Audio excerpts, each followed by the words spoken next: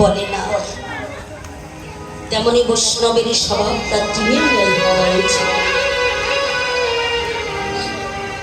তাই সকলকে আগে ভক্ত হতে হবে। ভক্ত না হলে কখনো এই কীর্তনকে বোঝা যাবে না।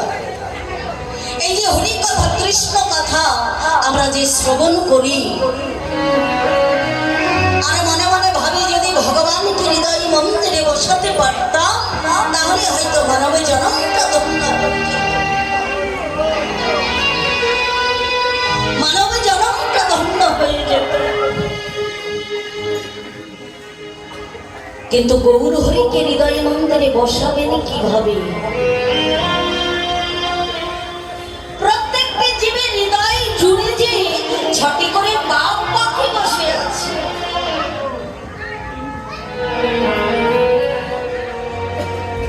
প্রত্যেকটি জীবের হৃদয় জুড়ে যে ছটি করে পাপ পাখি বসে আছে,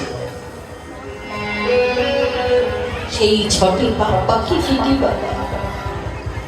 যেমন শ্রেণী কাম, ক্রোধ, লোভ, মোহ, মদ, আশ্চর্য, তারা যে হৃদয় জুড়ে বসে আছে, তাহলে ভগবানকে কোথায় বসায়?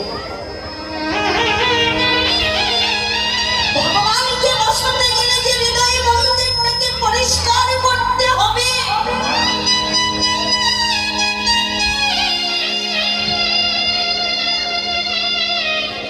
বাবা, একটি কয়লার সর্বাঙ্গে যদি সাবান শ্যাম্পু মাখানো হয়, ওই কয়লাটা কি পরিষ্কার হয়ে যায়? তার রংটা কি সাদা হয়? হয় না, সেই কালোই রয়ে যায়। আমরা উপর দিয়ে যতই সাবান শ্যাম্পু যা কিছু দামি ব্র্যান্ডেড কোম্পানি সাবান মাখি না কেন, এই হৃদয়টা কি পরিষ্কার হবে? হবে না। এই হৃদয়টাকে পরিষ্কার করতে গেলে এই পাপ পাখিগুলো আমরা তাড়াবো কেমন করে? কিভাবে তাড়াবো? আমরা কি করবো? হরি নামে সদা অমৃত পান করবো।